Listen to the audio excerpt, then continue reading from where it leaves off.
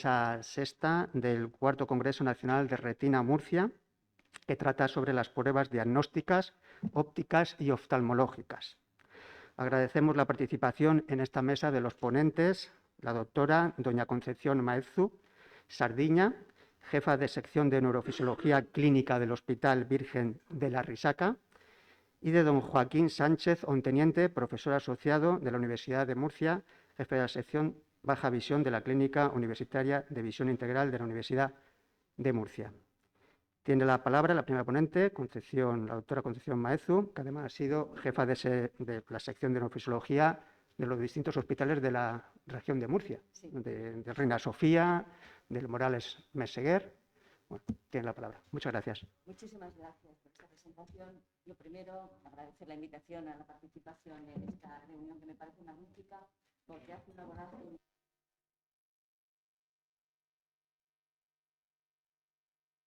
paciente. Es único esta manera de enfocar, es muy escaso. Estamos acostumbrados a ir a congresos muy clínicos y los investigadores muy de investigación, pero este abordaje integral es realmente importante y aprendemos todos. Agradecer a todos los que están aquí presentes un sábado por la mañana de puente. Gracias por estar aquí y los que están también vía Zoom. Bueno, pues ya me han presentado. Realizamos las pruebas de electrofisiología de la visión. Nosotros, como neurofisiólogos, ¿qué significa eso? Bueno, son pruebas funcionales, no son pruebas morfológicas. No vamos a sacar una foto. Como hemos visto fotos preciosas, muy demostrativas de investigación, de trabajo bien hecho. Nosotros obtenemos ondas que vamos a interpretar en su morfología, en su latencia, en su amplitud, si aparecen, si no aparecen, cómo son, dónde no aparecen, con qué estímulo no aparecen, con cuál aparecen, y vamos a ir elaborando así de esa manera un abordaje que nos va a llevar a un diagnóstico diferencial que va a orientar al clínico, porque como neurofisiólogos y electrofisiólogos de la visión recibimos la solicitud del clínico, del oftalmólogo que nos necesita para orientar ese diagnóstico. Hay una sospecha de distrofia retiniana, es de conos, es de bastones, es de los dos, es más macular. Hay una afectación también del nervio óptico, no la hay. Bueno, ahí estamos, haciendo estas pruebas funcionales. ¿Qué procedimientos vamos a utilizar para ver ese camino desde la retina al cerebro? ¿Cómo va el impulso? Pues tenemos una batería de pruebas muy importante y además muy estandarizada. Gracias a la International Society of Clinical Electrophysiology of Vision, tenemos desde los años 80 unas guías estandarizadas internacionales, por lo cual hablamos el mismo idioma y nos podemos entender muy bien neurofisiólogos y electrofisiólogos de todo el mundo para explorar la vía visual. La primera exploración que hacemos es la de potenciales evocados visuales. Después tenemos toda la batería de estudios del electroretinograma de campo completo, o Ganfeld se llama. Tenemos el electroretinograma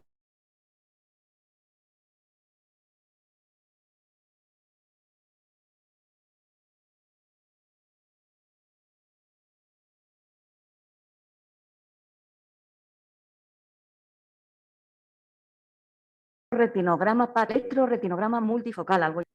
Esto es lo que he comentado. La ICEF hizo ya los estándares para los potenciales evocados visuales desde los 80, su última versión es del 16. La última versión para el electroretinograma de campo completo la hizo en el 16, pero en su página web ya tiene la que va a publicar en el 22. El ERG multifocal, su última versión es del 11, pero ya tiene también en su página web la que va a publicar ahora en el 21 a finales. El PATER fue publicado en el 12 y no vemos el electroculograma que fue publicado también por esas fechas. Vamos a entrar con los potenciales evocados visuales. Cuando ustedes como pacientes seguramente se han hecho ya, la mayoría de los pacientes se han hecho ya estas pruebas. Entran al servicio, van a una sala que además no suele tener muchas ventanas porque interesa que esté más bien a oscuras, porque requiere una cierta oscuridad todas estas pruebas. Y se les va a poner delante de lo que va a ser un televisor para la realización, en primer lugar, del potencial evocado visual pater reversal.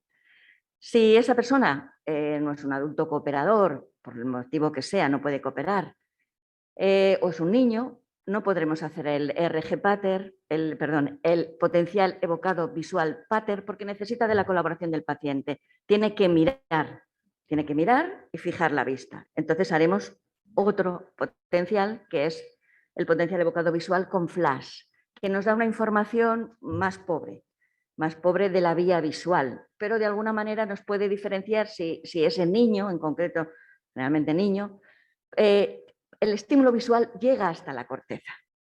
Le vamos a poner ese pater, no es que pongamos dos, es ojo izquierdo y ojo derecho, se hace una estimulación monocular, estimulamos, se fija al centro, el paciente deberá ponerse unas gafas, debe ver bien ese pater, deberá verlo bien, y exploramos toda la vía visual porque el potencial que vamos a registrar lo recogemos en el área de representación de la visión, que es el área occipital, área 17, área primaria de representación. Para eso, como neurofisiólogos, utilizaremos el Sistema Internacional DIS-20 de colocación de electrodos. No voy a entrar aquí a explicar en qué consiste, es el que usamos para colocar los electrodos también de electroencefalografía y de potenciales evocados de otros potenciales.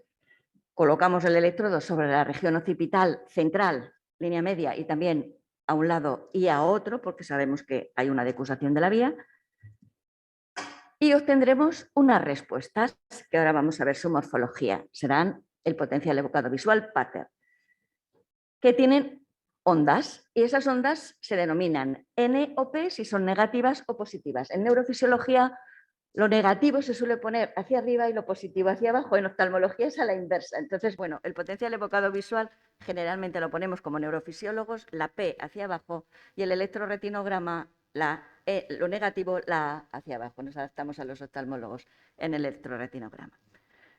Muy bien, pues el de arriba, es la morfología de un potencial evocado visual con pater reversal normal. Una onda negativa N75, P100, N135.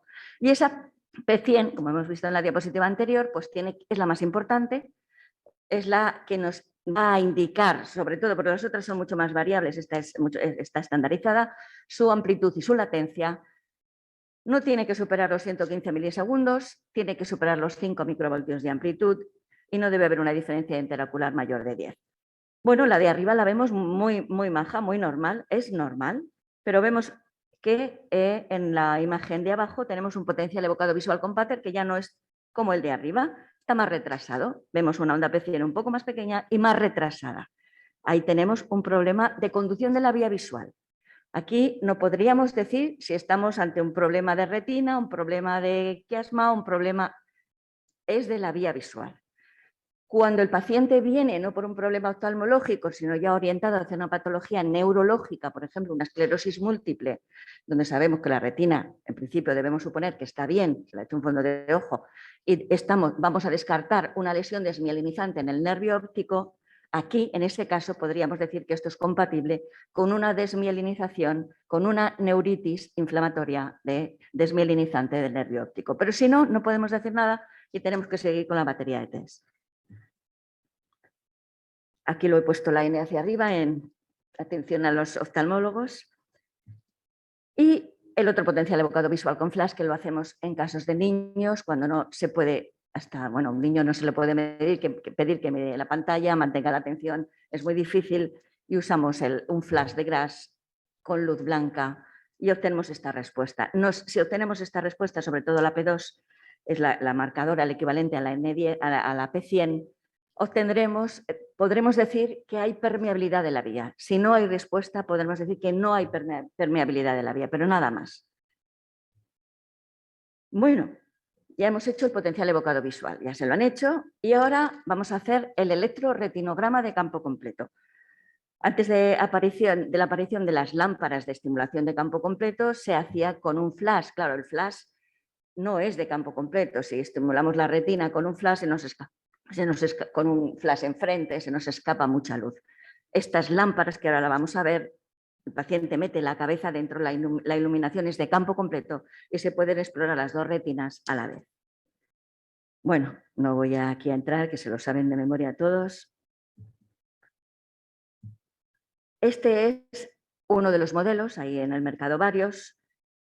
Este es el aparato de estimulación es un electroretinógrafo de campo completo. Como ven, es una especie de bóveda donde se mete la cabeza, se apoya en un barboquejo, se mete la cabeza y dentro tenemos una superficie cuya luminosidad podemos controlar, hay que hacer, ahora veremos, una adaptación a la oscuridad, luego habrá que hacer una adaptación a la luz y en la adaptación a la oscuridad obtendremos distintos tipos de electroretinograma de campo completo para diferenciar los distintos actividades de conos y bastones. Así que es muy, muy fácil controlar esa luminosidad y también controlar la intensidad del estímulo en candelas. Se colocan unos electrodos especiales, que son los DTL, que se lo habrán colocado ya algunos de ustedes también. Es un hilo, se pegan los cantos nasales y el canto lateral, y este hilo pasa por el párpado inferior. La verdad es que no se nota, se tolera muy bien, lo toleran niños muy pequeños, y es como tener ahí un pequeño pelillo que se ha metido pero que no molesta mucho. Y es el electrodo que nos va a permitir registrar las ondas del electroretinograma. Hay una diferencia de potencial entre la córnea, la parte anterior, y el polo posterior del ojo. Es negativo respecto a la parte posterior, y esa diferencia de potencial luego la utilizaremos también para el electroculograma. Pero aquí vamos a estimular la retina. Y estas son las respuestas de la retina, que son distintas según la intensidad y el tipo de estimulación luminosa que estemos dando. Este es otra vez el electrodo para decir que está distribuido, se distribuye ya por todo el mundo, es fácil de conseguir y es el mejor en este momento en el mercado. Este es un modelo de electroretinograma. Luego veremos que este sería un electroretinograma mixto de conos y bastones por su morfología. Pero está puesto aquí para indicar qué medimos. Seguimos viendo ondas. Esto es función, no vemos la foto, no vemos la retina. Vemos la función de la retina, esas células. A lo mejor tienen un aspecto muy feo, pero a lo mejor me están funcionando muy bien. O a la inversa, tienen buen aspecto, pero hoy no funcionan. Veo cómo funciona, veo si responden, veo si están respondiendo. Y obtengo un potencial A negativo, que aquí sí lo ponemos hacia abajo, y un potencial B positivo. Y medimos tiempo implícito o latencia de la onda A, tiempo implícito o latencia de la onda B, y luego pues aparecen unos potenciales ahí un poco cabalgando sobre la B que también mediremos, pero con otros filtros y son los oscilatorios. Medimos latencias y medimos amplitudes de la A y de la B. Dentro del electroretinograma de campo completo vamos a hacer un procedimiento y una exploración relativamente larga. Ahora en esta nueva versión que va a salir de la Sociedad Internacional, va a salir el año que viene, parece que la acortan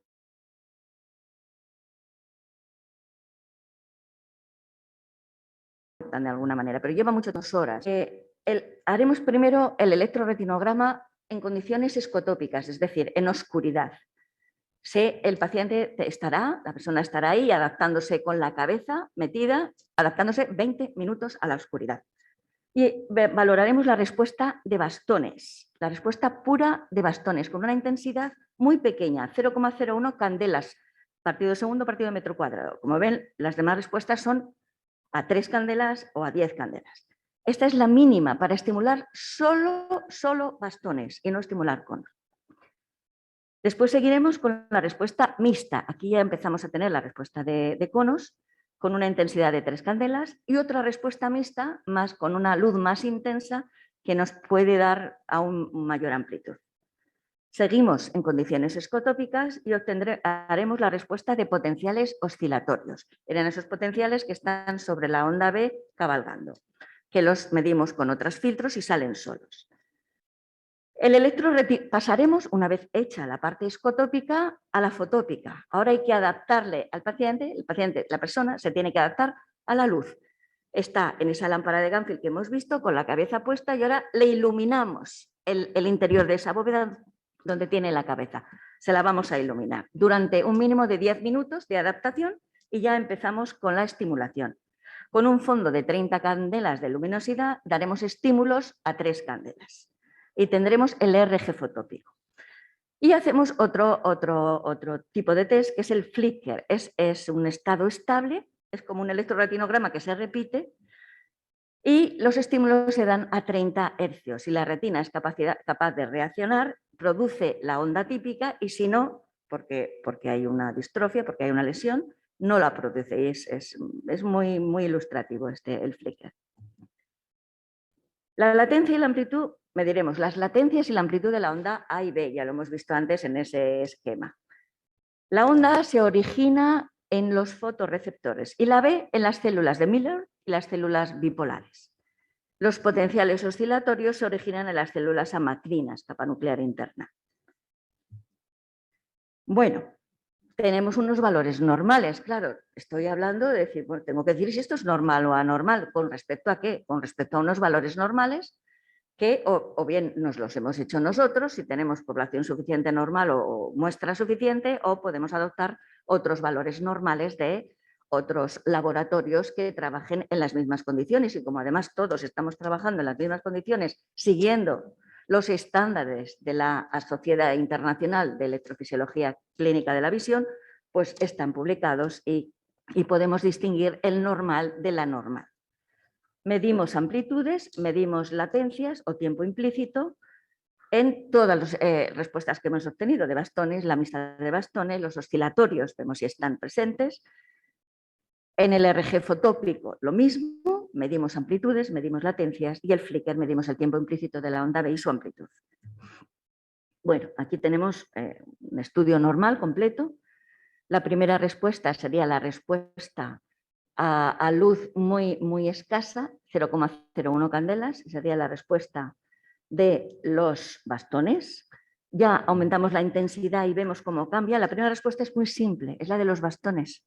La primera que se pierde en la retinosis pigmentaria, la primera que empieza a bajar, Luego, obtendremos la mixta. Hemos aumentado la intensidad, hemos pasado de 0,01 a 3 candelas de intensidad de estímulo. Ya vemos que aparece una onda A hacia abajo y una onda B, ya más amplia y cabalgando unos potenciales que son los oscilatorios. Seguimos aumentando la intensidad del estímulo, bueno, puede modificarse un poco, pero sigue siendo un RG mixto con más componente de conos. Y dentro del RG escotópico haremos los potenciales oscilatorios que proceden de las células amacrinas en general, más o menos de esa zona, y que es lo primero que se altera, por ejemplo, en una diabetes con retinopatía. Y pasaremos al RG fotópico. Haremos el RG adoptado a la luz y vemos que hay una gran diferencia de amplitud. El RG fotópico es mucho más pequeño, tiene sus valores normales y lo mediremos con sus valores normales. Y haremos el flicker, es esa repetición y vemos si aparece o no aparece y si esa onda B está retrasada o no está retrasada. Bueno, es lo mismo, todo el estudio que haremos en batería. Es un ejemplo de una retinosis pigmentaria. Y esto es la imagen que todos hemos visto ahora en los estudios de investigación. Nosotros, que la imagen es en una retinosis pigmentaria preciosa, nosotros lo que vamos a ver es una caída de la amplitud de las ondas A y B en comparación con el normal que está abajo. Es lo primero que veremos. El potencial evocado visual generalmente se conserva hasta las últimas fases, hasta muy tardíamente podemos encontrar un potencial evocado visual con pattern, puesto que esa onda procede de la estimulación de la zona central de la retina, que es la última en degenerar, con lo cual podemos encontrar un potencial evocado visual normal. Por eso hay que seguir estudiando con el electroretinograma, porque es ahí donde está la patología. Un esquema de lo que haríamos. Bueno, el segundo, dentro de la batería de test que vamos a hacer para estudiar esa vía visual y la retina, es el electroretinograma pattern. Se va a utilizar el mismo pattern que hemos utilizado para el potencial evocado visual, ese televisor de damero blanco y negro que se va a invertir, pero ahora vamos a recoger una respuesta que se genera en la retina. Y por lo tanto, lo podemos hacer a la vez que el potencial evocado visual. El potencial evocado visual recogemos la respuesta en región occipital y aquí la recogemos con el mismo electrodo DTL, que hemos utilizado para el electroretinograma. Se coloca el electrodo DTL y la paciente mira al pattern. Mira ese pattern y obtenemos, esto está hecho, el potencial evocado visual a la vez del RG pattern. Tenemos el visual en las líneas 1, 3 y 5 y el pattern 2, 4 y 6. Se han repetido con distintos tamaños de dámero. Son normales, potencial evocado visual normal, y el RG pattern nos da otra onda más corta, porque la P100 es el tiempo que tarda el estímulo desde que lo damos en llegar al área occipital, tarda 100 milisegundos. En llegar a la retina tarda mucho menos, P50. Son células ganglionares. Estamos explorando el ERG, pero específico de las células ganglionares y muy centrales del polo posterior de la retina. Aquí tenemos un ejemplo del potencial evocado visual en un paciente que tiene una neuritis óptica, el sujeto A, o el ojo afectado, y el B, el ojo no afectado. Vemos que el afectado tiene una latencia, la P100 de 135, está retrasado, el ojo no afectado es 100, es normal. El pattern es normal, es igual en un ojo que en otro. ¿Por qué? Porque es una neuropatía óptica, no es una retinopatía. Está afectando a las fibras del nervio óptico. Ha desmielinizado el nervio óptico, no ha afectado a la retina, por lo menos no todavía. El caso sujeto C, el C, tenemos otra neuropatía óptica, pero en este caso es isquémica. Es isquémica, no arterítica, una lesión, una neuropatía óptica isquémica no arterítica. Y aquí ocurre diferente que en la esclerosis múltiple o la neuropatía óptica desmielinizante, en el sentido de que no se afecta la mielina, sino que se pierden axones. Si se afecta la mielina, se retrasa la conducción, pero si se pierden axones, cae la amplitud y puede desaparecer el potencial. Es una afectación de nervio óptico y aquí algo ha podido caer un poco la amplitud, un poco, pero vemos que no hay grandes diferencias en latencia del pattern. O sea que es un problema de nervio óptico. Nos ayuda mucho a diferenciar. Bueno, aquí tenemos un esquema general, no voy a entrar porque es que es demasiado, pero vemos arriba los normales, todos los pasos que vamos a ir dando en la exploración, el ERG escotópico con muy poca intensidad, ya un poco más de intensidad aparece la onda A, un poco más de intensidad, un poco más grande todo, el fotópico, el flicker y el pattern. Y vemos normal, la primera línea normal, una distrofia macular, aquí tenemos un RG negativo, solo tenemos A, no tenemos B, y ya lesiones, distrofia cono-bastones o bastones cono. Cono-bastones, lo primero que nos van a desaparecer, tenemos el flicker, desaparece antes, desaparece también el pattern y desaparece, o no desaparece, disminuye la amplitud del fotópico y se mantiene más el escotópico, que es más, y como vemos el primero de bastones se mantiene, y en la distrofia ya más bastones conos, lo que se pierde antes son los bastones y todavía aguantan los conos también. Bueno, ninguna prueba, tengo que decir que ninguna prueba de estas es patognomónica de ninguna enfermedad, pero el conjunto de ellas nos está llevando a un diagnóstico diferencial a la medida que lo hacemos, aproximándonos a ver si es una afectación más periférica, si es una afectación más macular, si es más de conosos, más de bastones. Pero ninguna es patognomónica. Tenemos ya ahora el ERG multifocal desde hace unos años. El ERG multifocal se utiliza para explorar la mácula, principalmente cuando se sospecha una maculopatía.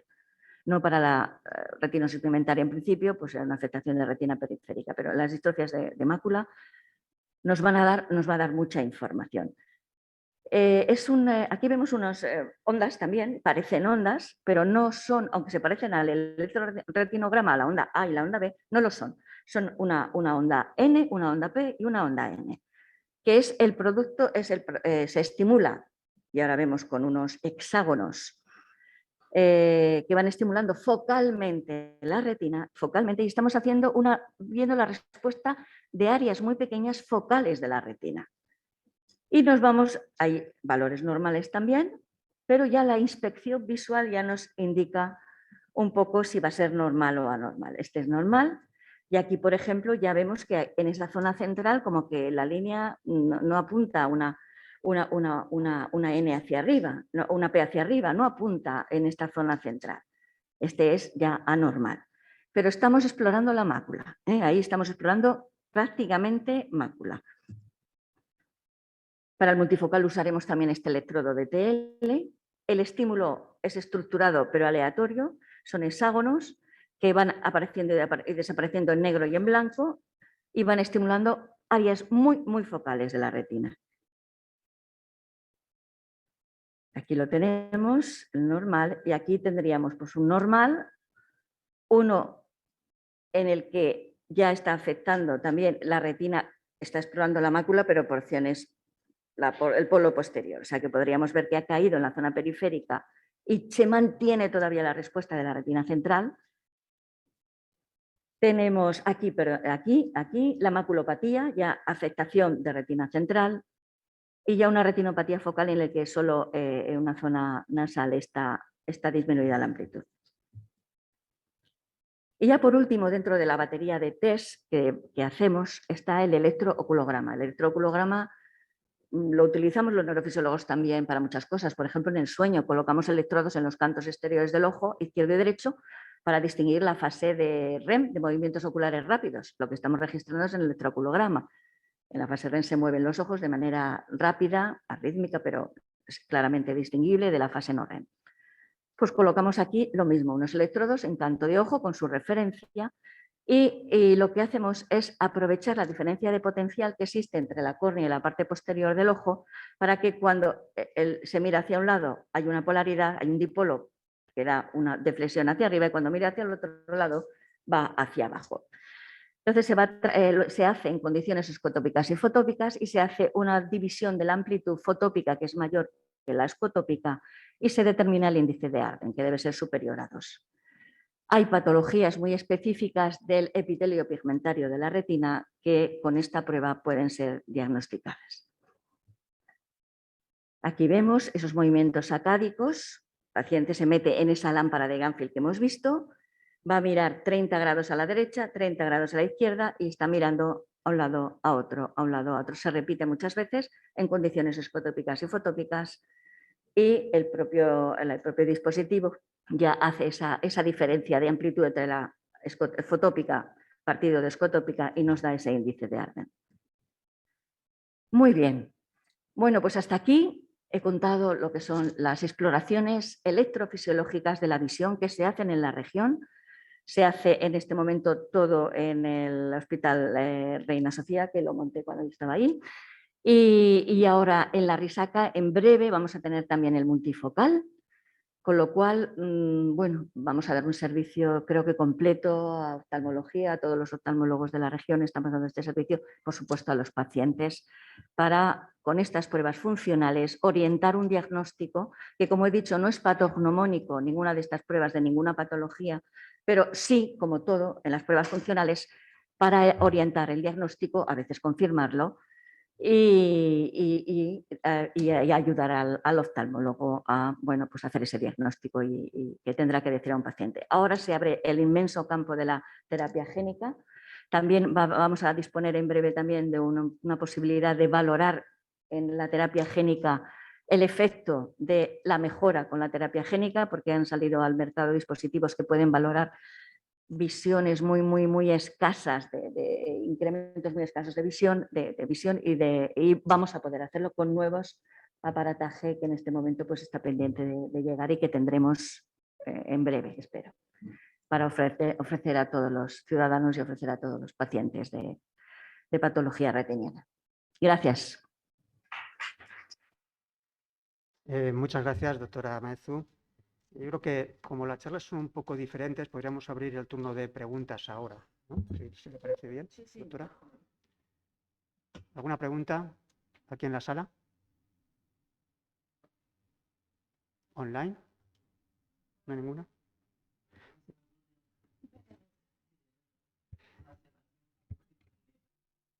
Oftalmólogo. Yo que a propósito de que la doctora Maestre me ha hecho oftalmólogo, una observación. Gracias. Los optometristas nos relacionamos con el oftalmólogo muy a menudo. Las neurofisiólogos como ella, que es brillante en su exposición, también se relacionan con el oftalmólogo. El oftalmólogo es nuestro puente, el puente entre profesionales. Digo que sería interesante, o sea, a mí a veces me llegan potenciales visuales evocados y pruebas análogas, y es que a veces no sé ni cómo interpretar. Entonces sería interesante un poquito más de comunicación, incluso saltando ese puente tan necesario. Algún día hablaremos de eso. Bueno, Entonces ya está, solamente era esa observación. Tenemos que comunicarle el conocimiento, hay que compartir el conocimiento y entre todos es que el objetivo es el mismo, es ayudar al paciente. Así que todo lo que esté enfocado a ayudar a un paciente, por supuesto, conmigo siempre contarán. Pues yo tenía un par de preguntas, ¿no? Porque no soy especialista en el tema, pero me ha fascinado siempre el tema este de poner 2 sensores, ¿no? Y registrar los potenciales evocados en los ojos. Primera pregunta es si estas pruebas neurofisiológicas se adelantan al diagnóstico oftalmológico. ¿Se pueden adelantar en alguna patología? Se pueden adelantar si hay... Hombre, claro, el paciente no viene a nosotros antes, va antes al clínico, va al clínico. Con lo cual el clínico es el que pide la prueba, ya tiene una sospecha diagnóstica o quiere descartarla.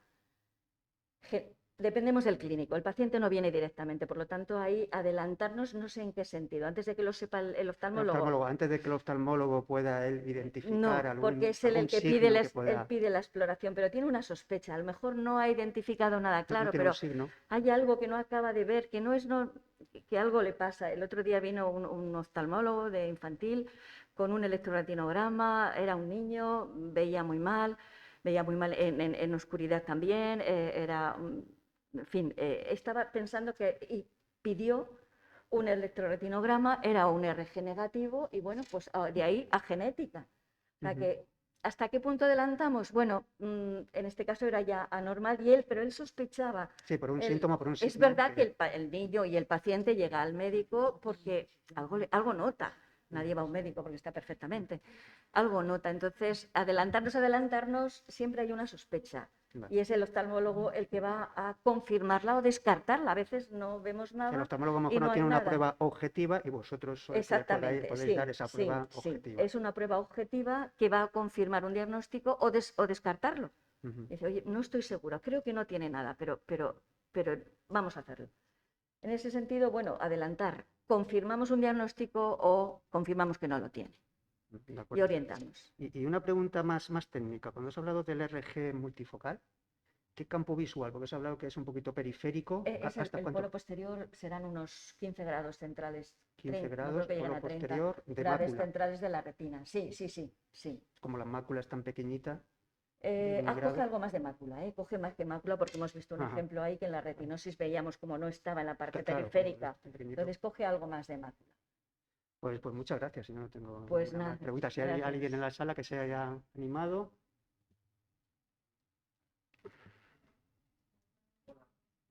Hola. Bueno, ¿se oye? Sí, se oye, ¿no?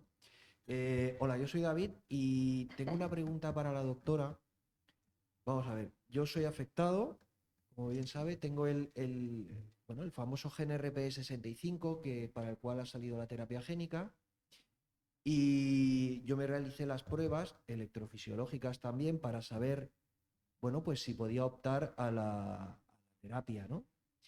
Yo tengo un porcentaje de visión muy pequeño, pero evidentemente sí percibo luz, algunas figuras, algunos contornos, ya no tengo nitidez en absoluto y mi visión es muy pequeña, pero entiendo que algún fotorreceptor tiene que quedar por ahí, ¿no? Entonces, ¿hasta qué punto, es decir, entre lo que nosotros percibimos, porque la respuesta a mi petición fue que no tenía fotorreceptores suficientes para poder optar a la terapia, ¿no? Como que ya no tenía visión. Sin embargo, yo siento que algo percibo, que tengo algo de luz, que todavía ahí algo hay. Algún fotorreceptor tiene que quedar por ahí. Entonces, ¿hasta qué punto la percepción que uno mismo tiene de lo que cree que ve o que percibe en relación a lo que una prueba tan, objetiva como puede ser las electrofisiológicas, confirman y dicen, no, pues mira, no te queda, no tienes, la línea sale plana, por así decirlo, no hay nada que... Yo me gustaría ver sus pruebas, ver si le hicieron el potencial evocado visual con Pater, si salía alguna respuesta ahí, ¿había alguna respuesta? Si había alguna respuesta, todavía algo funciona. Si con el flash había alguna respuesta, algo funciona. el electroretinograma Pater, no conozco sus pruebas, me gustaría, cuando quiera me las enseña y valoramos. Es verdad que estamos viendo con el electroretinograma de campo completo la respuesta global de la retina en masa. Claro que puede haber un fotorreceptor o dos y no captarlo, y imagínense que usted no tiene potencial evocado visual de ningún tipo, electroretinograma de ningún tipo, nada, y usted aún percibe algo, pues puede que no estemos midiéndolo todavía, no tenemos instrumentos de sensibilidad suficiente para medir esa percepción que usted puede tener.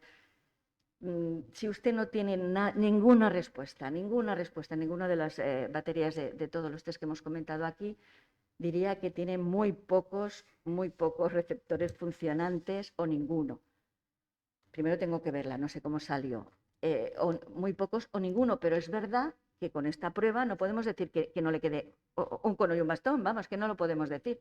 Pueden quedar, pero no serían funcionantes a la sensibilidad que estamos midiendo, que no es perfecta, porque es la respuesta de la retina en masa, y la respuesta de un bastón no la vamos a detectar. La de un bastón no detectamos, ni la de dos. No la detectamos. Gracias.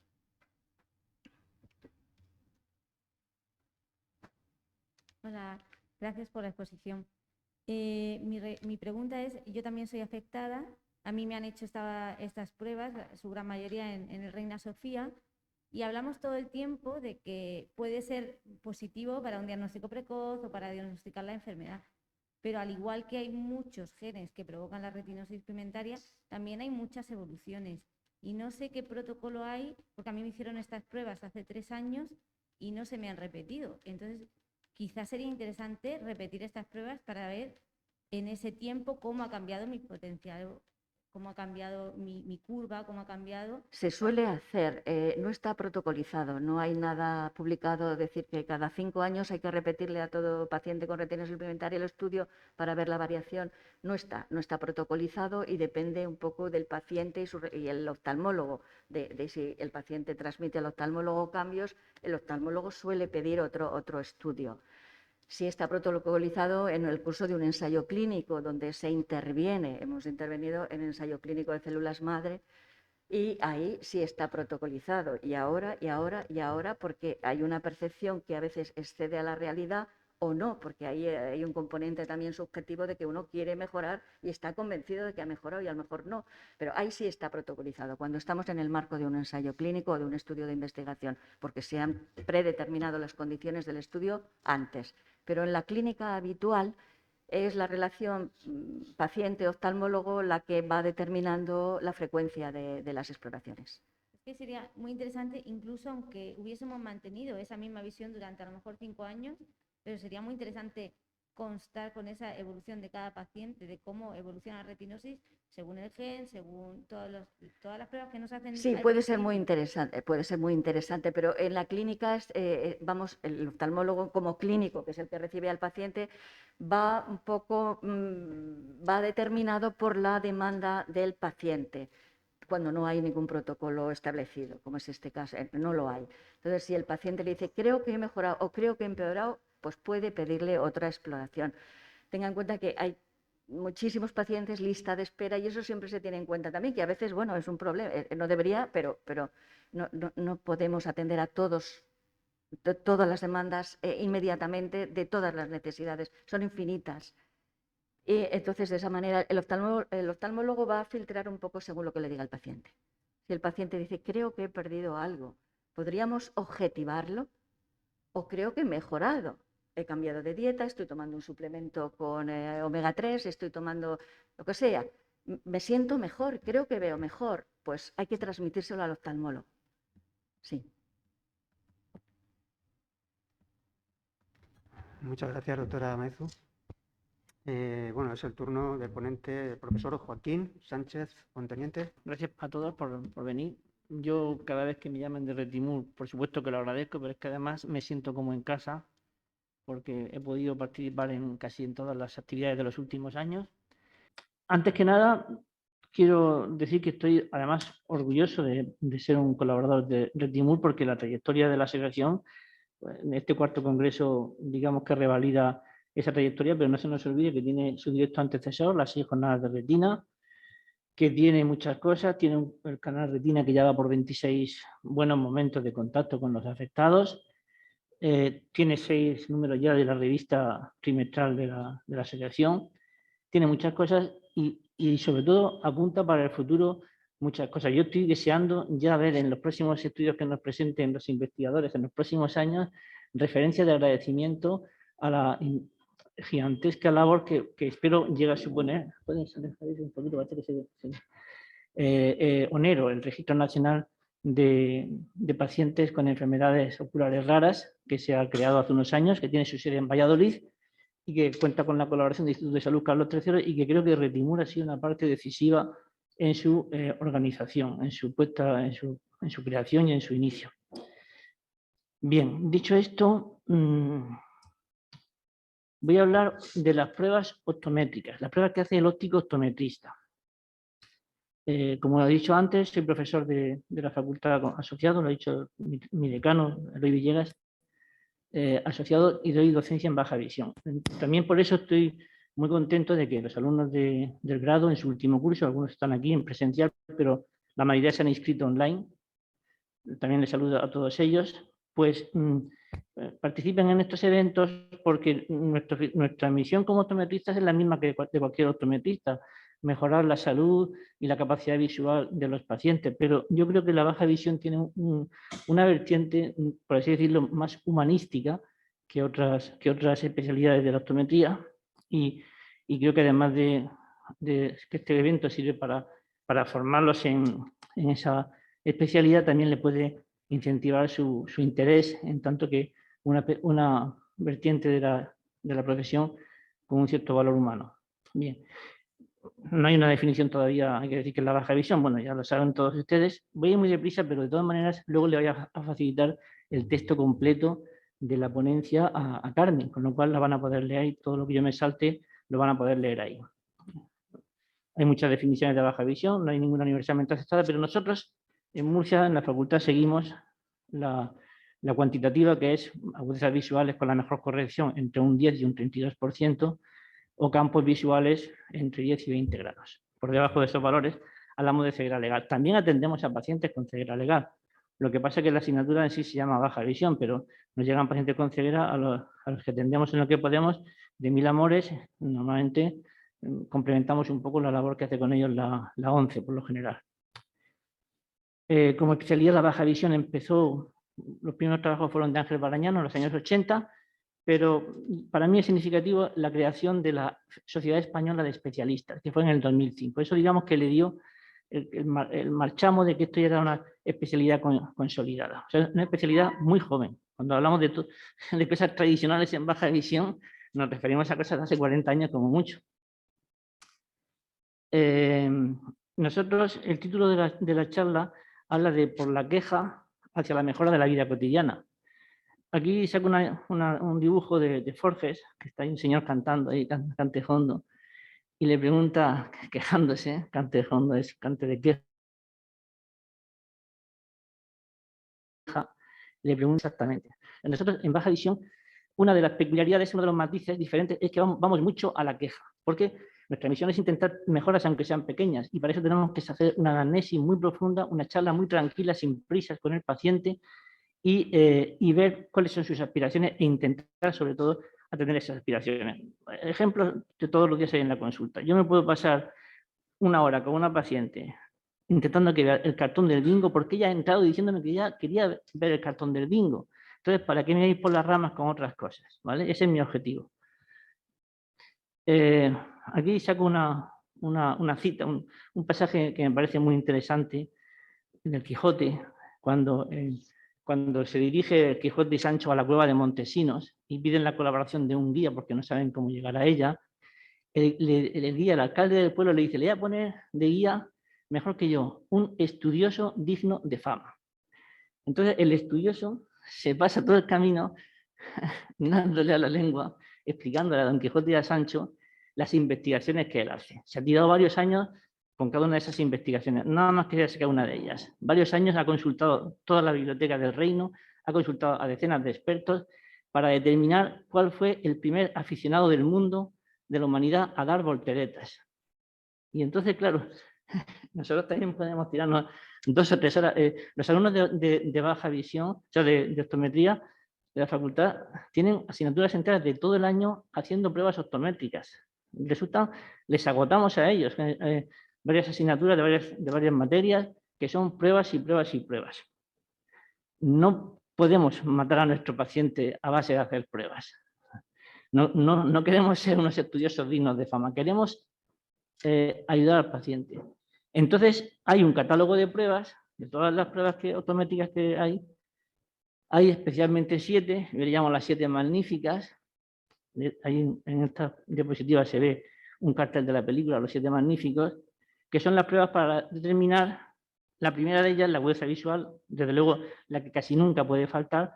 Después el campo visual, tercera el deslumbramiento, sensibilidad al contraste, la cuarta, quinta la respuesta pupilar, sexta la motilidad ocular y séptima la visión cromática. ¿Solo nos interesan estas? No, se nos puede presentar un paciente con una disfunción binocular, pero yo en esos casos sugiero, y yo lo tengo muy fácil porque en CUBI lo tengo enfrente, en el mismo pasillo, pues si se presenta una disfunción binocular, a lo mejor me trae cuenta que lo vea el especialista optometrista de CUBI que se dedique a esas cosas, ¿vale? Estas 7 pruebas son las que para mí son principales y además las he puesto precisamente en el orden que yo considero, en mi opinión, de importancia en cuanto afectan a la vida cotidiana. La principal, desde luego, la agudeza visual, después el campo y así sucesivamente. Voy a hacer un repaso muy rápido por estas pruebas.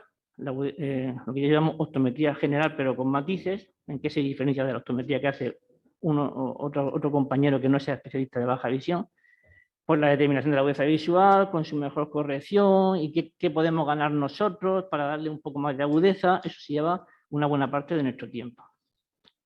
Peculiaridades, pues son provienen de los de antes, de los de hace 50 años, porque sí tienen que ser así. Ya lo explicaré, ya lo verán luego en el texto. En segundo lugar, el campo visual, muy importante, sobre todo en ciertas patologías, como ya saben todos ustedes. Pero claro, si el paciente ya viene con su campimetría, que es lo normal, que ya venga con su campimetría, pues ese maravilloso mapa de grises que dicen todos los textos académicos que ese es el menos fiable, pues para nosotros es un tesoro porque rápidamente nos está diciendo por dónde van las cosas, ¿vale? Entonces, si no viniera con la campimetría, pues tenemos que, y es una enfermedad de ese tipo, tenemos que hacerla nosotros o pedirla a un compañero que la haga, y si no, siempre tenemos el recurso fácil de la pantalla tangente que se puede tener en cualquier óptica por 100 euros. Bien, hace falta la campimetría en estos casos. El deslumbramiento, claro que es importante, pero muchas veces hay pruebas que a veces no son del todo necesarias en tanto en cuanto el paciente te dice no tengo ningún tipo de deslumbramiento. No tienes que someterlo a la tortura de una prueba de deslumbramiento, ¿vale? Pues esto pasa en cierto tipo de pruebas. La sensibilidad al contraste, un tema muy importante en la baja visión. Muchas de las patologías de baja visión cursan con pérdida de sensibilidad al contraste. La diapositiva que les presento aquí explica lo básico de qué es eso. Es la determinación de la cantidad mínima de contraste que el paciente necesita para diferenciar una figura de su fondo. Hay diversos test. A veces hay que utilizarlos, pero volvemos a lo mismo. Si yo un test de sensibilidad al contraste normal, bien hecho, según el protocolo adecuado, me lleva 30 minutos como mínimo, si es este que represento en la fotografía, el test de franjas, el TSV1000, que es el que tenemos en CUBI, 30 minutos cuando no más, porque a veces no hay que repetirlo porque el paciente no lo ha entendido del todo bien. Y al final, ¿qué saco? Saco mi resultado. ¿Para qué me sirve el resultado? Pues hombre, no me sirve mucho porque como no hay una correlación todavía establecida entre el resultado del test y la acción que yo debo hacer en favor del paciente, o sea, qué filtro le debo de poner, al final acabo antes si directamente ensayo y error pruebo los filtros. Entonces, volvemos a lo mismo, vamos a lo práctico. A lo mejor, salvo que esté haciendo un estudio clínico, una investigación, colaborando de algún tipo en algún procedimiento, a lo mejor me interesa directamente sacar los filtros y probar los filtros por pares según la práctica habitual nuestra. Respuesta pupilar, en nada se diferencia la investigación sobre la respuesta pupilar, es de rigor si tenemos sospechas al respecto. Tenemos que saber que hay ciertas situaciones que incluso de casualidad podemos detectar una alarma de algo con una pupila excesivamente que no responde a la luz, pero bueno, Esto es como la optometría general. Aquí no hay ninguna diferencia, ni siquiera en matices. La motilidad ocular lo mismo, puede ser importante en baja visión porque si nuestro paciente no puede girar los ojos hacia un lado y necesita hacer por problemas de motilidad y resulta que necesitaría hacerlo para hacer una fijación excéntrica cuando hay falta de visión central, pues sí que nos puede inducir problemas y a lo mejor sí que nos tiene que inducir soluciones especiales. Pero no suele ser tampoco una práctica del todo muy necesaria. Y por último, la visión cromática, pues también a veces tenemos que hacernos una idea, sobre todo porque saben que hay problemas cromáticos que no son congénitos, que aparecen con el curso de patologías que tienen que ver con la baja visión. Y a veces ni siquiera el propio paciente sabe muy bien que los tiene. Los test de visión cromática de baja visión son como los de visión general, solo que las pastillas, por ejemplo, en el test de Fargo, pues son gigantes, pero por lo demás, sobre todo para trabajar con niños, son normales. Bien, hasta aquí, digamos, la primera, lo que es la optometría general aplicada a la baja visión. Pero yo creo que a nosotros nos puede interesar más otras cosas. Y me explico. Las ayudas ópticas de baja visión. Yo las considero también pruebas de diagnóstico, porque tenemos un banco de pruebas para ver, en función de nuestro paciente, qué tipo de ayudas ópticas, bueno, ayudas en general, de baja visión, le van a venir bien, pero nadie es mejor que nosotros para aprobarlas y para prescribirlas. Por tanto, aunque no luego se las dispensemos nosotros, pero nadie es mejor que nosotros para decirle, mire, usted necesita un telescopio de visión lejana montado en gafas, o un microscopio montado en gafas, o una lupa electrónica. Entonces, eso son pruebas verdaderamente imprescindibles en baja visión.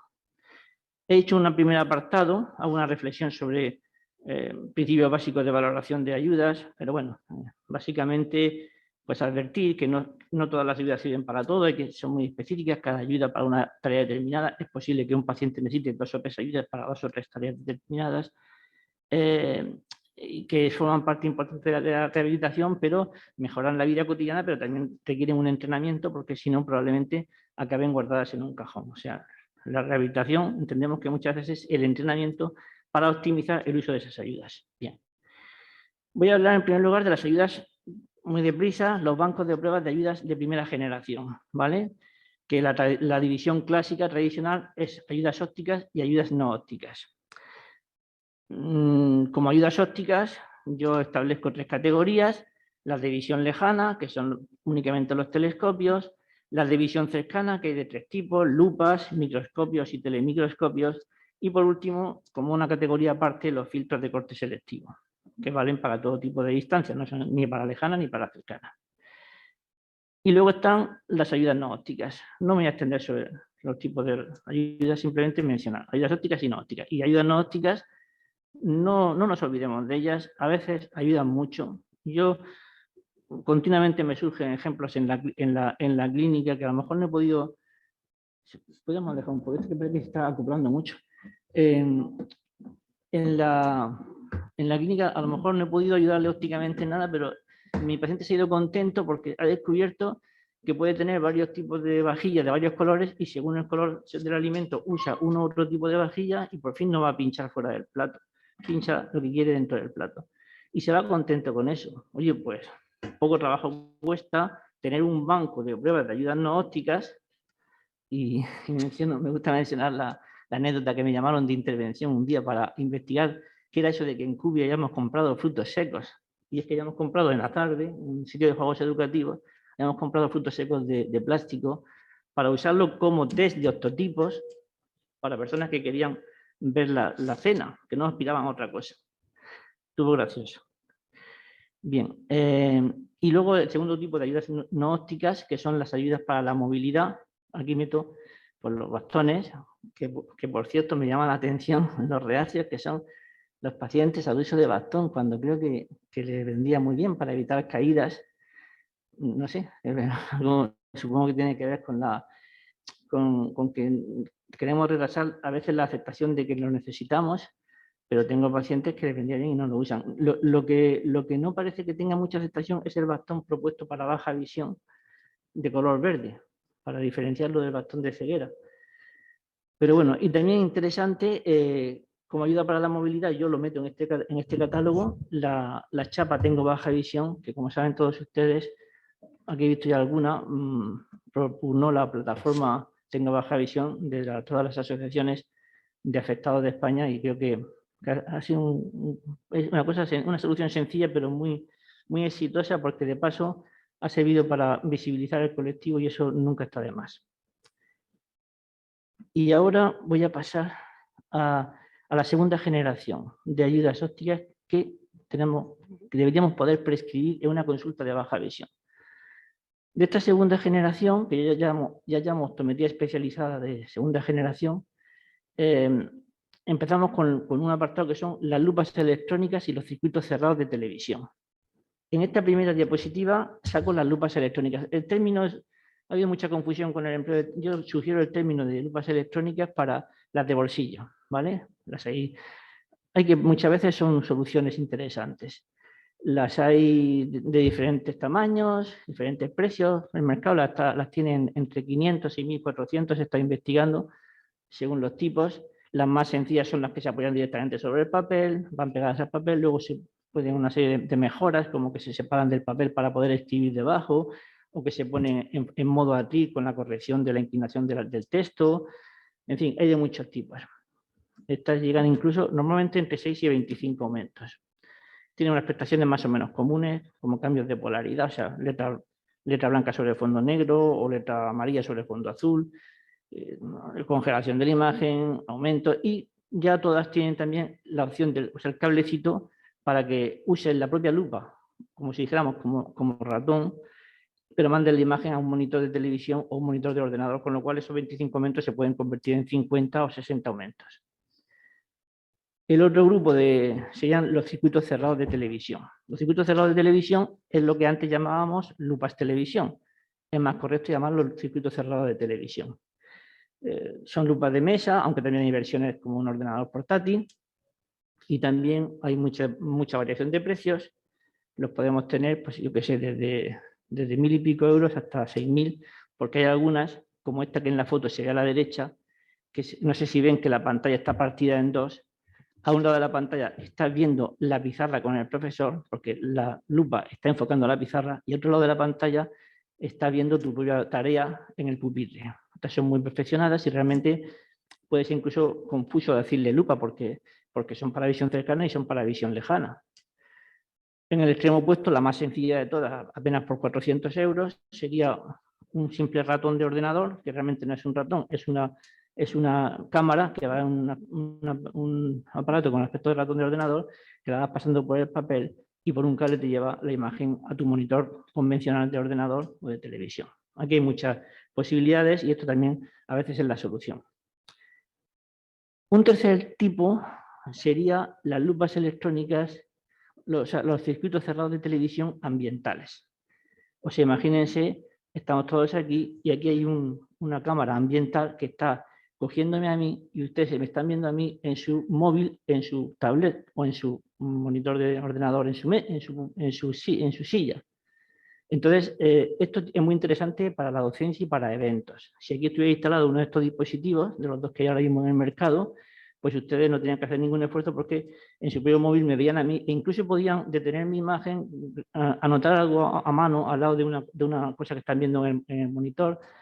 Esto es muy interesante y yo estoy muy orgulloso de que al tradicional adolescente este que vale sobre 12.000 euros, pues se ha sumado hace unos años el Bemidega, que es una cosa que ha inventado un ingeniero de la Politécnica de Cartagena, se llama Sánchez Kaiser, y que es la versión de bajo coste y la versión portátil. O sea, no tenía que estar instalado aquí. Si uno de ustedes se puede gastar 1.500 euros por la asociación, es un portátil que lo llevan y lo ponen aquí sobre un trípode y hace lo mismo que el otro, pero en plan de bajo coste. O sea, me está grabando a mí, está enfocando la pizarra y está mandando la imagen a ustedes, a su tablet, y que la pueden editar, la pueden guardar, la pueden manipular, pueden anotar cosas. Esto además es muy interesante porque este señor, que es un ingeniero creo que lo conocen, ¿no? Estuvo en la facultad, es un ingeniero de fluidos, no tiene nada que ver con la visión, pero tuvo una hija hace 6 años con albinismo y dijo, pues yo voy a inventar ahora una cosa para que mi hija pueda hacer toda su carrera profesional y toda su educación sin limitaciones. y lo inventó para eso. Y como lo inventó para eso, dice, pues ahora que quien quiera lo compre a precio de coste. Y lo ha puesto a precio de coste, 1.500 euros para dependencias pequeñas o 3.000 euros para salas grandes como esta que estamos nosotros. Bien. La Universidad de Murcia lo compró. Lo que pasa es que no lo tiene en Cubi, lo tiene en un aula para eventos. Bueno, el tercer grupo, o sea, el siguiente grupo de ayudas electrónicas de última generación, a mí me interesa mucho y creo que ustedes también, porque serían lo que llamamos gafas electrónicas. Y creo que el futuro de la optometría en baja visión podría ir por aquí. Entonces, he hecho un estudio de todas las que hay. Hasta ayer mismo descubrí que había otra, pero ya no me dio tiempo a meterla. Y he hecho una pequeña descripción en 3 grupos. El primer grupo sería las gafas electrónicas que están basadas en lo mismo que acabamos de ver, en un circuito cerrado de televisión. O sea, una cámara, pero la cámara va en la gafa, llevamos en la anteojería, en la cabeza. La cámara capta la imagen, nos la manda a los ojos, como están cerca, bueno, por trazado de rayos en posición de como si estuviera de lejos, para que no tengamos que acomodar ni nada. La vemos perfectamente, pero la vemos súper aumentada, 15, 20, 25 veces, todas las veces que haga falta. Bien, estos instrumentos ya son portátiles de verdad, la batería que los alimenta puede ir al cinturón del usuario y no pesa prácticamente nada, la autonomía es variable, como mínimo son creo que 4 horas. Y son muy interesantes porque, bueno, pues en ciertas patologías pueden ayudar. Entonces, aquí les he puesto los perfiles de cada cámara para los pacientes. Por ejemplo, la más antigua de todas, la Jordi, que es americana, que esta lleva ya, aunque parezca increíble, más de 20 años en el mercado, sobre 6.000 euros y así sucesivamente les explico todas, ¿no? Y otra cosa, entonces, por ejemplo, la Jordi es interesante para personas con agudeza visual de menos del 20% de visión o para campos visuales de menos de 20 grados y así sucesivamente. Luego está la eSight, que es canadiense. Bueno, canadiense se inventó en Canadá, pero creo que sí es canadiense, que vale 10.000 euros. La Nuey, que es la que llamamos nosotros la del anillo, porque el mando lo llevas en un anillo.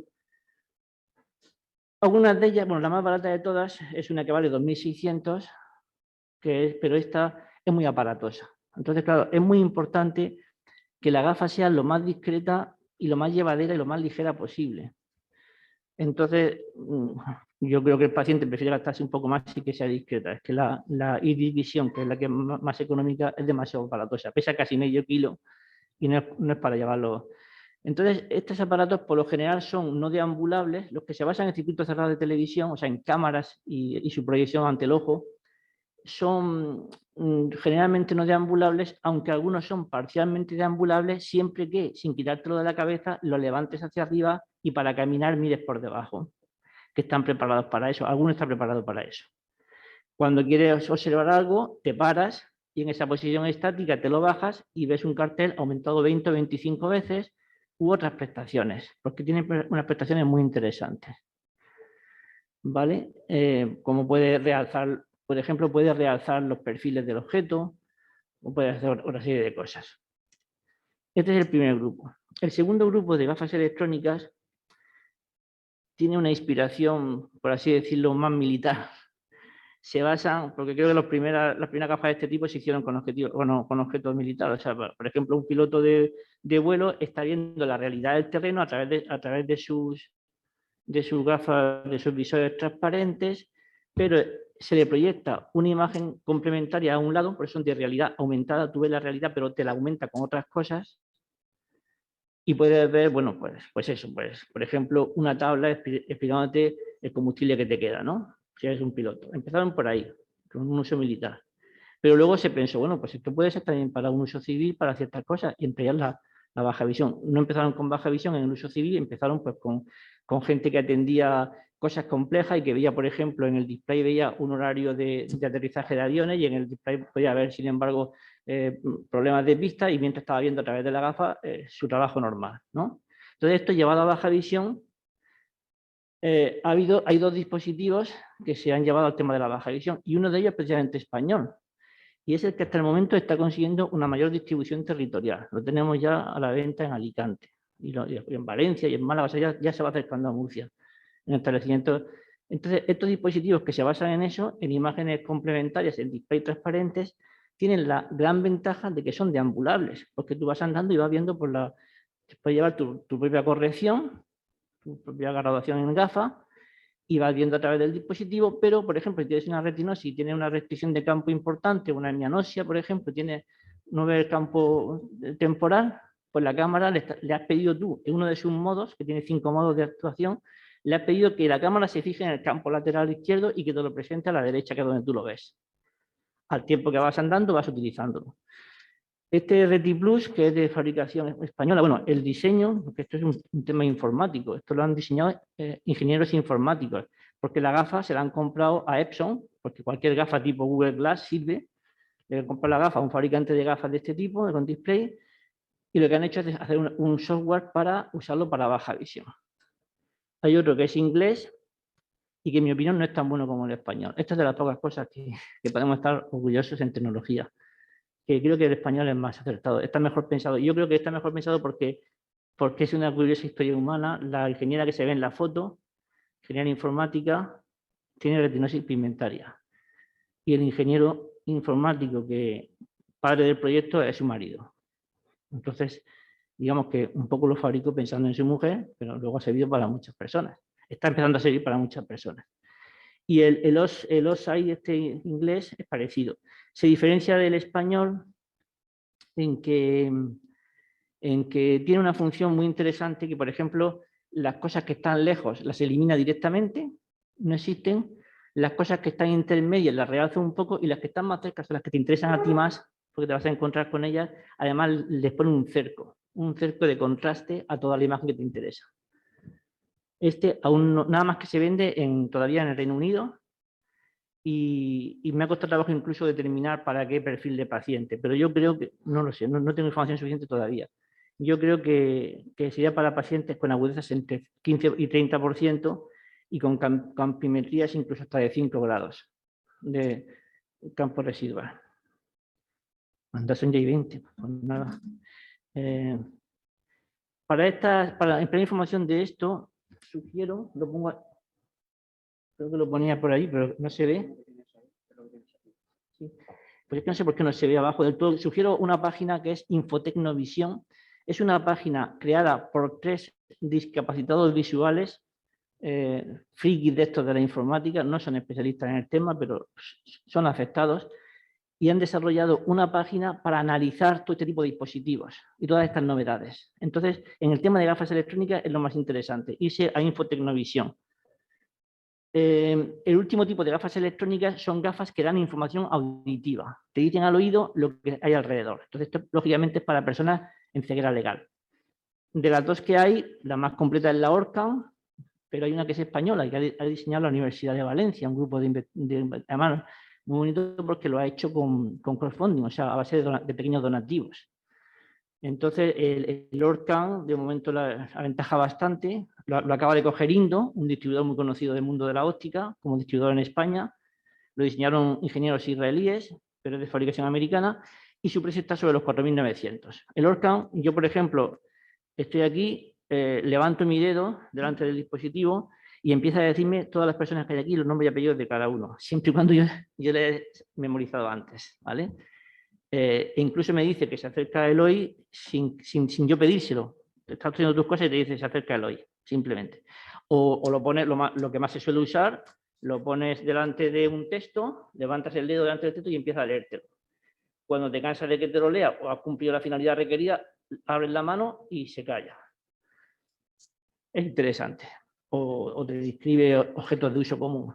Pero eso es siempre información auditiva. Y en este español es parecido, pero te da la información. Este sí que es para desplazamiento, porque está pensado para que te vas desplazando y te va advirtiendo con señales acústicas fácilmente interpretables los obstáculos que te puedes encontrar. ¿Vale? Luego paso ya por encima. Hay un apartado que es lo que llamamos tiflotecnología. Para este apartado sugiero otra página web que se llama Tecnovisión. El nombre es parecido al anterior. Lo podrán ver en la presentación cuando se la descarguen. y que es un portal también de un señor afectado que se dedica a analizar todo tipo de programas de ordenador, de programas de móviles que hay, la Intemerata. Esto ya hay muchísimos programas de móviles para ayuda al discapacitado visual. Y ya está. Espero haberles interesado. Y ya digo que tendrán el texto completo de todo lo que me he dicho en el PDF que te facilitará Carmen.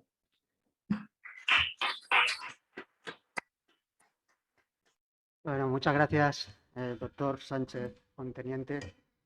Aprovecho para felicitar la labor que hace la CUBI a nivel asistencial y la suerte que tenemos desde la Facultad de Óptica y Optometría de la Universidad de Murcia de tenerla allí anexa a nuestro centro para que nuestros estudiantes puedan hacer prácticas, por ejemplo, en baja visión. Con Joaquín he hablado muchas veces de estas gafas electrónicas y desde la facultad, en colaboración con la CUBI, pues estamos dispuestos a intentar comprar la versión española, Joaquín.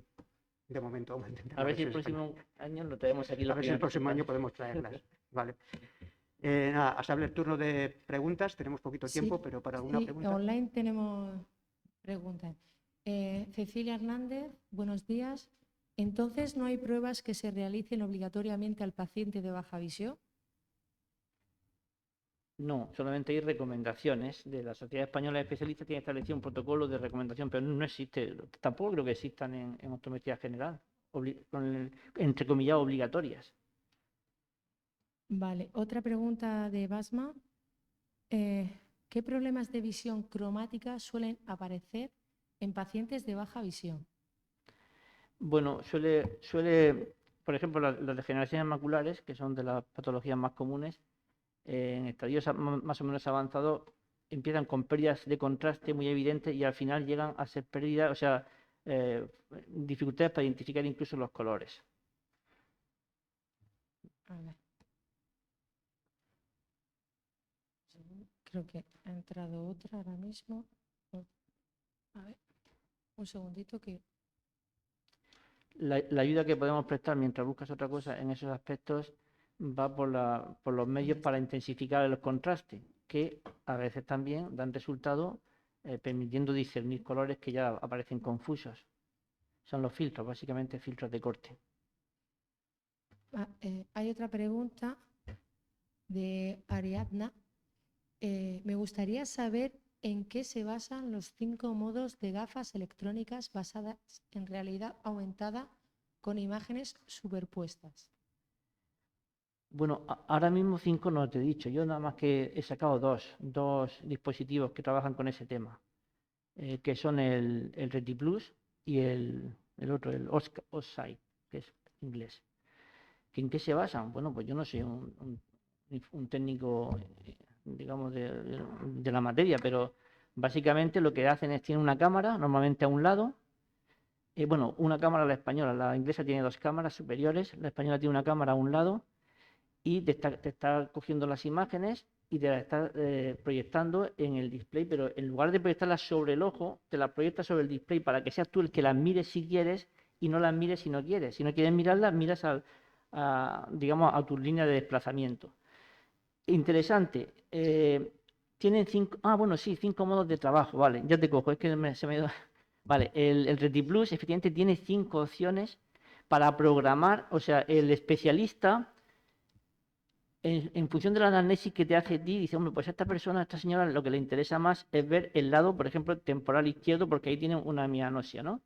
Vale, pues entonces yo ya se lo programo para darle prioridad a ese. La cámara me la pongo trabajando mirando para el lado izquierdo y proyectándole la imagen en el display derecho, o sea, hacia la derecha, para que la vea ella.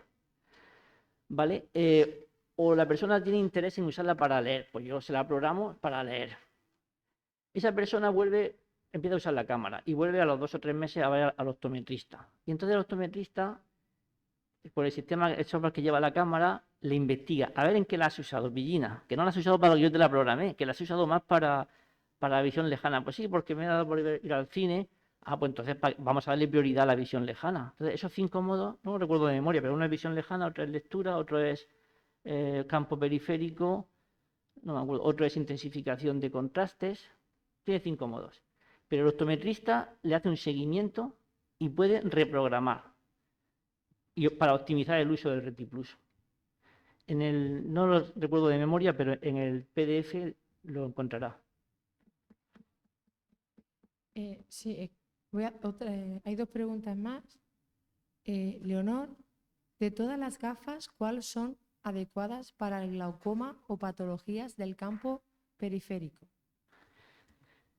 Pues hombre, buena pregunta. De hecho, a mí claramente las que trabajan con el campo periférico, que son precisamente estas que acabamos de mencionar, las de display, ¿vale? Las que proyectan la imagen en el display. Pero es que, claro, hay personas con glaucoma que tienen buena visión central. En el campo residual ven bien, y hay personas con glaucoma que en el campo residual no ven bien. Entonces, o sea, que les pasa de todo, por así decirlo. Incluso tienen polipatologías, ¿no? Tienen DMA y tienen glaucoma, por poner un ejemplo. Entonces, bueno, precisamente esta RetiPlus tiene la ventaja de que cuando la programes puedes contar con las dos prioridades. Le puedes poner 2 prioridades. Pero también quizás se debería investigar de si no sería más interesante que llevar un doble dispositivo. Sobre todo estos dispositivos que puedes llevar en una varilla, en un lado de los dispositivos, la cámara para el campo periférico y en el otro la cámara para el campo central. No lo sé. No, es que ojalá tenga el dispositivo en mis manos y empiece a usarlo y pueda contestar mejor esas preguntas. Pero bueno, básicamente para glaucoma, estas dos que te acabo de decir. La Oxide, esta inglesa, que aún no se vende en España, pero se puede pedir directamente en Inglaterra, y la RetiPlus. Otra pregunta, Rosa. Hola, ¿qué pruebas se le hace a un bebé de 6 meses para que le pongan gafas? Vi un vídeo en las redes sociales de uno de estos bebés y me llamó mucho la atención. Gracias. ¿Qué pruebas se le hacen a un niño? A un bebé. A un bebé de 6 pruebas meses. Pruebas no colaborativas, pero perdón, es que no sé por qué pensar que la pregunta era para ella y me he desconectado un poco. ¿Qué pruebas se hacen en baja visión a un bebé de 6 meses? Es la pregunta. Bueno, evidentemente no va a colaborar, hay que hacer pruebas de agudeza visual no colaborativas, como son las cartas de Teller. Hay una serie de pruebas que tú ves si el niño presta atención o no presta atención, y por ello te das una idea de si ve mejor o no ve mejor.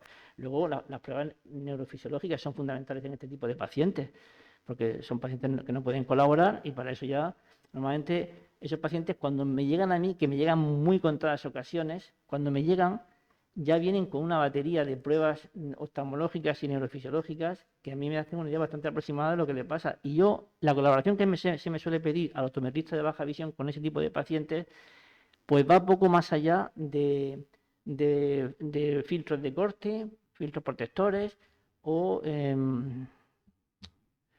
se me dio la cabeza. Bueno, de ese tipo de... bueno, y también, digamos, determinar en qué momento se le puede hacer una buena retinoscopía para poder hacerle una graduación y poder mejorar su visión. Por ahí va la cosa. Pero bebés a mí no me llegan. Me llegan muy poquitos. Ya no hay más preguntas ahora mismo. Hay 2 personas que tienen levantada la mano online y les pido que pasen sus preguntas por escrito y luego se las haría llegar a los ponentes. Gracias. ¿Alguna pregunta de los presentes en la sala?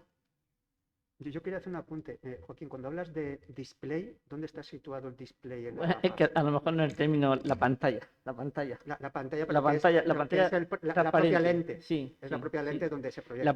La gafa es una gafa un poco futurista que lleva delante de ti una lente que normalmente no va graduada, porque si la graduación también se la puedes poner, pero en unos oculares accesorios. Ajá. Es una lente plana que va delante de ti en donde se proyectan las imágenes. Gracias. ¿Alguna pregunta de los presentes? ¿Nada? Pues muchas gracias a los 2 ponentes. Una sesión muy interesante. Se levanta esta sesión.